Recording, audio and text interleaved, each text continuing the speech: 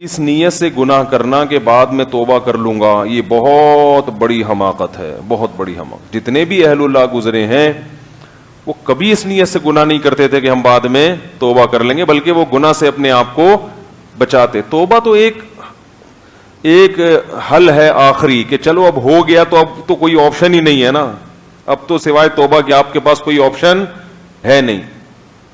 تو اگر اسلام توبہ کا آپشن نہ رکھتا تو لوگ کہتے اب جب جہنم میں جانا ہی ہے تو چلو اور کرو اور کرو اور کرو، اس لیے اللہ نے ایک آپشن رکھا ہے، چل بھائی اب آ جا۔ لیکن توبہ کرنا آسان کام نہیں ہے، کیونکہ جب ایک دفعہ گناہ کا چسکا لگتا ہے تو پھر اس کو چھوڑنا آسان نہیں ہوتا۔ اور توبہ کی شرائط میں یہ بات داخل ہے کہ آئندہ نہ کرنے کا عزم ہو، یہ بڑا مشکل ہو جاتا ہے۔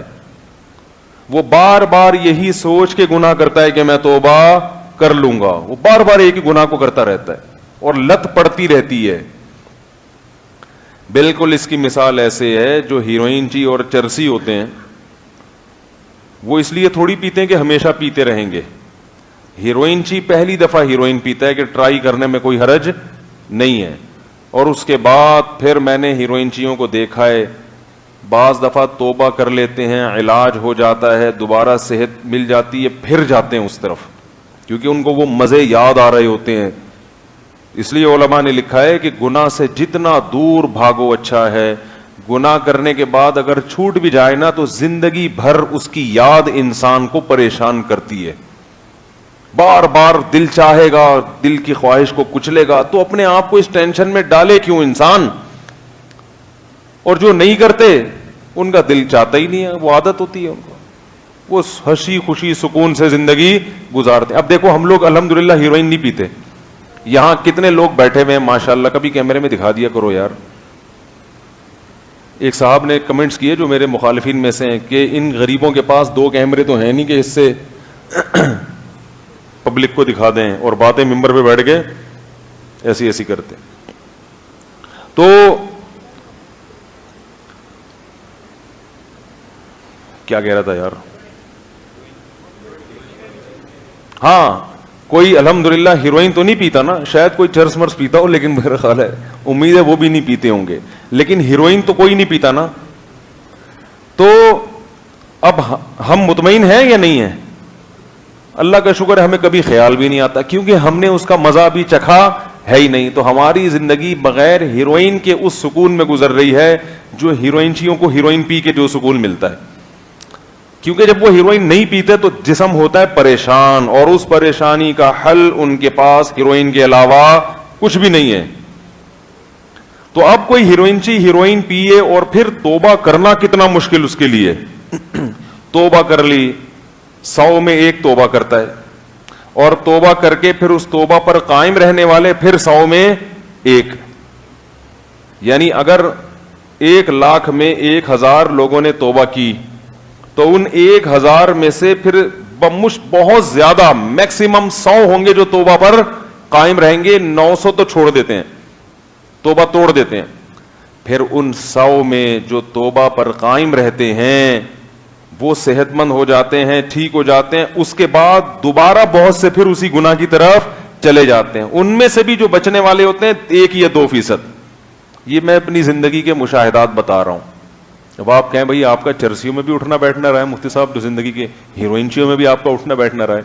اٹھنا بیٹھنا ہیروئنچیوں میں نہیں رہا، لیکن ہیروئنچیوں کی خبریں پتہ چلتی رہتی ہیں۔ جن لوگوں کے ساتھ اٹھنا بیٹھنا اس کی کسی سے کوئی تعلق نکل آئے گا کسی ہیروئنچی سے تو اس کی خبر مل گئی۔ اور ہمارے گھر میں ہم جب کلر کروا رہے تھے بچپن میں، ایک ہیروئنچی تھا جس سے ہم کلر کروا رہے تھے، ہمیں بعد میں پتہ چلا کہ ہیروئنچی ہے۔ وہ بڑی اسپیڈ میں ٹک ٹک ٹک ٹک ٹک ٹک پوری دیوار نمٹا دیتا تھا۔ ہم کہتے یہ کیسے؟ تو پتہ چلا کہ فارغ وقت میں بیٹھ کے ان کا شغف کیا ہے، سٹا لگانا۔ سٹا لگایا 2 منٹ میں پوری دیوار۔ تو اس کو تبلیغ والے مل گئے، اس کو تبلیغ ملے گا، اس نے توبہ کر لی، صحت اچھی ہو گئی، فٹ فاٹ ہو گیا، جو لاکھوں میں چند ہوتے ہیں۔ ایک دن مجھے اطلاع ملی، مسجد سے اعلان ہوا کہ بھائی اس کا نام تھا اچھے بابو، اس کو لوگ کیا کہتے تھے؟ اچھے بابو، اس کا نام یہ پڑ گیا تھا، جوان لڑکا تھا۔ تو مسجد سے اعلان ہوا کہ بھائی اچھے بابو کا انتقال ہو گیا۔ ہم نے کہا یار وہ تو ٹھیک ہو گیا تھا, صحت مند ہو گیا تھا, شاید ایکسیڈنٹ نہ ہو گیا ہو. تو میں جنازے میں گیا, پتا چلا کہ جی دوبارہ اس نے شروع کر دی تھی اور اس دفعہ باڈی برداشت نہیں کر پا, وہ مر گیا. جوانی میں کتنی بدترین موت, کتنی بدترین موت, کتنی بدترین موت. یہ ہے ان لوگوں کا حال جو گناہ کرتے ہیں یہ سوچ کر کے بعد میں توبہ کر لیں گے. تو بھائی نہ کرو, بچاؤ اپنے آپ کو, اچھی سکون والی زندگی گزارو. لوگ کہتے ہیں گورے لائف کو انجوائے کر رہے ہیں, موسیقی سنتے ہیں اور تمہاری لائف بور ہے. ہم ان سے کہتے ہیں بھائی ان کو موسیقی سنے بغیر سکون نہیں ملتا, ہمیں موسیقی کے بغیر ہی سکون مل رہا ہوتا ہے. تو ہمیں ان مصنوعی سکون کی ضرورت نہیں ہے. ہمیں اس مصنوعی سکون کی ضرورت, جس کو لت پڑ گئی گانے بجانے کی اس کو تو بغیر گانوں کے سکون نہیں ملے گا. جس کو لت ہی نہیں پڑی ہے وہ ایسے ہی بیٹھا ہوا خوش ہے, وہ ویسے ہی بیٹھا ہوا کیا ہے. ہمارے ایک رشتے دار تھے بڑے ماڈرن, نام نہیں بتاؤں گا کیونکہ وہ پھر سن رہے ہوتے ہیں بعض دفعہ بیان, بولے وہ تم ہمارے سارے خاندان کے راز تم نے فاش کرنا شروع کر دیے. تو وہ کچھ خواتین تھیں, وہ ہمارے گھر آئی, پرانی بات ہے 10-12 سال ہو گئے. تو ہمارے گھر میں نہ ٹی وی تھا نہ کوئی ڈرامے فلمیں, ظاہر اب ٹی وی نہیں ہے تو, اور اس وقت بلکہ یہ بات ہوگی 20 سال پرانی تقریباً, کمپیوٹر بھی نہیں تھا.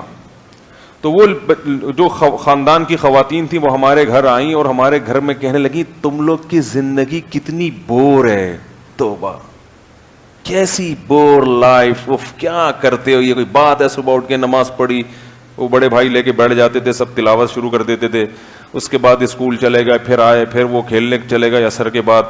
یہ کیسی بور لائف. تو اصل میں بور لائف آپ کو اس لیے لگ رہی ہے کہ آپ کو سٹے گی. بولو بھائی, چرسی کو بھی ہیروئن کو بھی ایسا ہی لگتا ہے یار, نہ تم کچھ پیتے ہو نہ سٹا لگاتے ہو, تمہیں تو تم یہ کیا, یہ کھانا کھا رہے ہو, چاول کھا رہے ہو, بریانی کھا رہے ہو, یہ کوئی مزہ ہے. چھٹا لگاؤ پھر جو مزہ ہے پتہ چلے گا. تو اگر ہم ان کی باتوں میں آ کے سٹا لگانا شروع کر دیں تو ہم سے بڑا بے وقوف کوئی ہوگا دنیا میں. تو یاد رکھو, اسی طرح گانے بجانے موسیقی اس کا بھی ایک نشہ ہے, زنا کا بھی ایک نشہ ہے, انٹرنیٹ پر فحش بیہودہ فلمیں دیکھنا یہ بھی ایک کیا ہے, ہیروئن سے بدتر نشہ ہے. اس نشے سے اپنے آپ کو دور رکھو, بچا کے رکھو, ہنسی خوشی زندگی گزارو, ایسی پیاری پاکیزہ زندگی. قرآن کہتا ہے فَلَنُحْيِيَنَّهُ حَيَاةً طَيِّبَةً, ہم ایسی زندگی دیں گے جو کیا ہوگی, پاکیزہ. پاکیزہ کا لفظ بتا رہا ہے جیسے میلے کچیلے آدمی کو نہا دھو کے خوشبو لگا کے جو سکون ملتا ہے نا, وہ سکون تمہیں 24 گھنٹے ملے گا. وہ سکون تمہیں 24 گھنٹے ملے گا. تو اس لیے بچائیں, اور دل چاہے تو دل کی خواہشات کو کیا کر دیں, کچل دیں. اس کا دنیا میں بھی فائدہ آخرت میں بھی. دنیا میں فائدہ جیسے یوسف علیہ السلام جن کا واقعہ چل رہا ہے, اپنے آپ کو برائی سے بچایا, اللہ نے دنیا میں بھی نوازا, اور قیامت تک ان کا تذکرہ ہوتا رہے گا.